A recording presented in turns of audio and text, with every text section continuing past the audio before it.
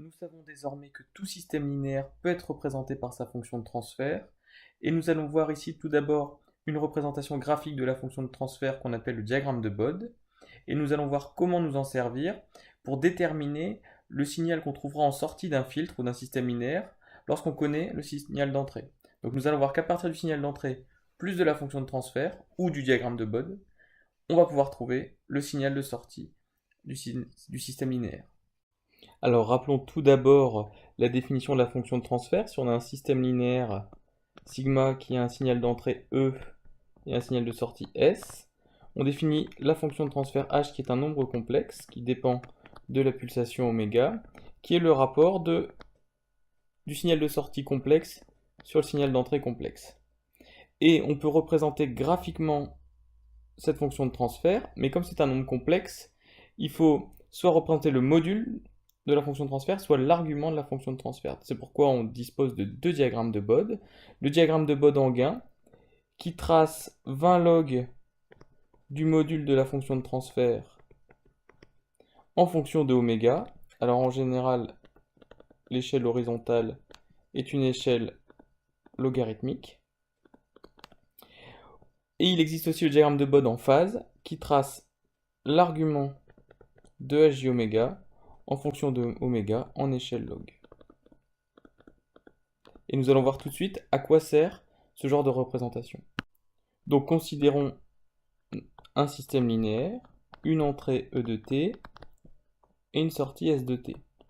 Supposons qu'on connaisse l'expression de l'entrée qui est de la forme une amplitude E, grand E, cosinus oméga, la pulsation, t plus une phase de l'origine phi E. Eh bien nous savons que lorsqu'on considère un système linéaire, si en entrée on a une sinusoïde en fonction du temps, la sortie sera également une sinusoïde qui en plus possédera la même pulsation que l'entrée. Donc on sait déjà que la sortie aura cette forme. En revanche, cette sortie possède une amplitude grand S différente de l'amplitude du signal d'entrée grand E et une phase à l'origine phi S qui lui est propre également, qui est différente de phi E a priori. Et donc le but maintenant c'est de voir comment calculer grand S et phi S à partir de la fonction de transfert. Alors grand S, on peut montrer qu'il est égal à module de H à la pulsation considérée fois E. Alors pour ça, pour démontrer cette chose, reprenons l'expression de H. H, par définition, c'est le signal S complexe sur le signal E complexe. Écrivons ces deux signaux. Il suffit de remplacer le cos par exponentielle J.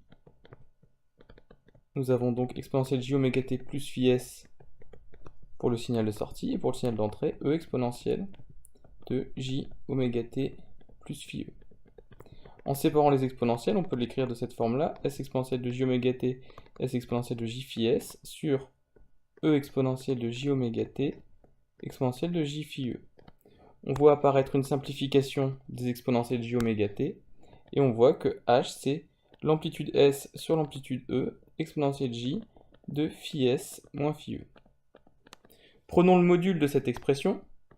On en déduit que le module de H, c'est le module de S sur E, exponentielle J phi S moins phi E. Et ça, on reconnaît que c'est S sur E, puisqu'on reconnaît l'écriture exponentielle d'un nombre complexe avec le module qui apparaît ici. On a donc déduit que l'amplitude du signal de sortie, c'est le module de la fonction de transfert à la pulsation considérée, fois l'amplitude du signal d'entrée. Considérons maintenant à nouveau cette expression de H et prenons l'argument. Eh bien, nous voyons que l'argument de H, c'est l'argument de S sur E, E de J, phi S moins phi E.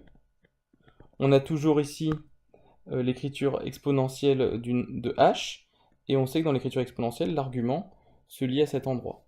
On en déduit donc que argument de H égale phi S moins phi E. Autrement dit, notre inconnu phi S, c'est phi E plus l'argument de H. On en déduit donc une propriété très importante pour la détermination de la sortie d'un système linéaire, c'est que si on a une entrée sinusoïdale de pulsation oméga, eh bien la sortie est aussi une sinusoïde de pulsation oméga.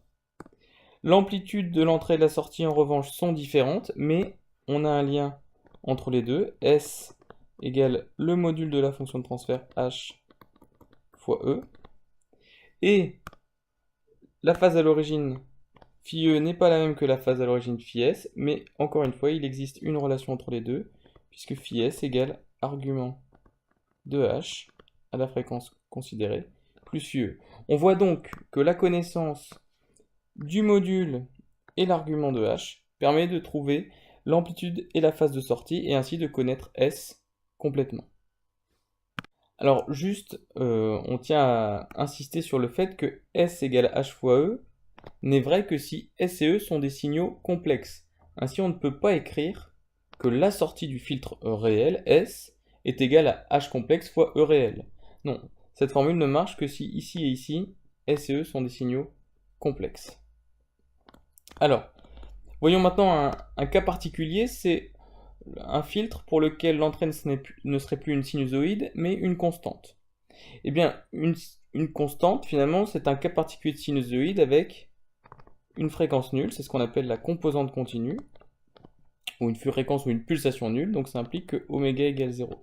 Et bien à ce moment-là, la sortie du système est aussi constante, si l'entrée est constante, et elle vaut S égale H de 0 fois E. H de 0 est appelé le gain statique du filtre.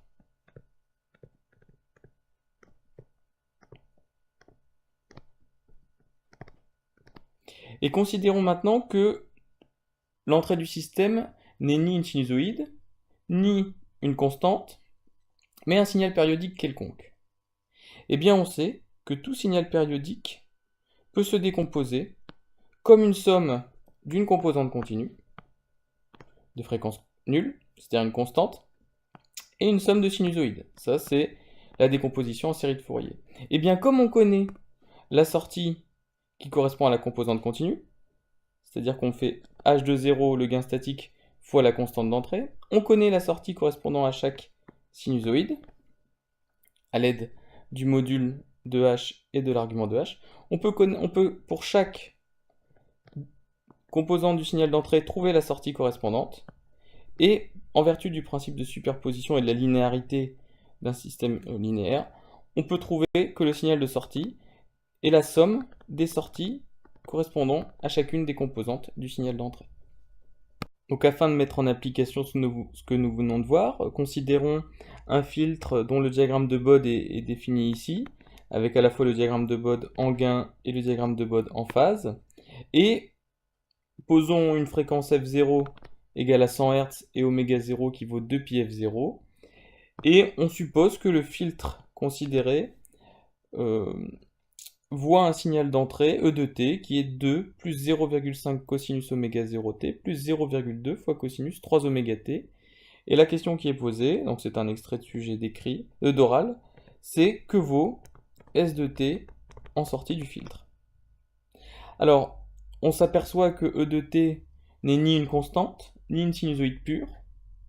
En revanche, c'est une somme de constantes et de sinusoïdes. Et donc on va décomposer E de t en 3, une première constante, une première sinusoïde et une deuxième sinusoïde, et on va traiter ces trois entrées séparément. Alors appelons E1 cette entrée, E2 cette entrée, E3 cette entrée. Si on met E1 dans le filtre, E1 étant une constante, on sait que la sortie S1 correspondante va être H de 0 fois E1. Alors, pour trouver H de 0, il suffit de se placer à une fréquence nulle sur le diagramme de Bode. Alors, on n'a pas ici la fréquence nulle, la fréquence commence à 10 Hz. Mais cependant, on voit bien qu'on a une asymptote ici, aussi bien sur le gain que sur la phase horizontale. Donc, on sait que 20 log de module de H en 0 égale 0 dB, et que argument de H en 0 vaut 0. De ça, on en déduit que module de H en 0 vaut 1, et que argument de H en 0 vaut 0, et donc que h de 0 égale 1 exponentielle j fois 0, c'est-à-dire égale 1. Donc h de 0 égale 1, et donc S1 égale E1, égale 2 volts.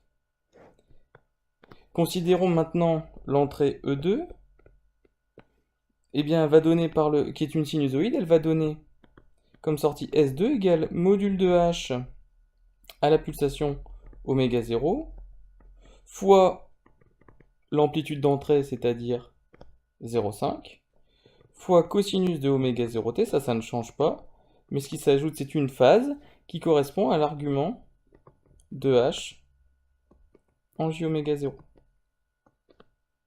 On retrouve bien donc qu'on a la même pulsation oméga 0 entre le signal d'entrée et le signal de sortie, que l'amplitude de sortie est le module de H fois l'amplitude d'entrée, et que la phase de sortie, c'est la phase de l'entrée qui est ici nulle, plus argument de j oméga 0. Le module de H de j oméga 0, eh bien, il faut aller regarder le module de H à la fréquence de 100 Hz.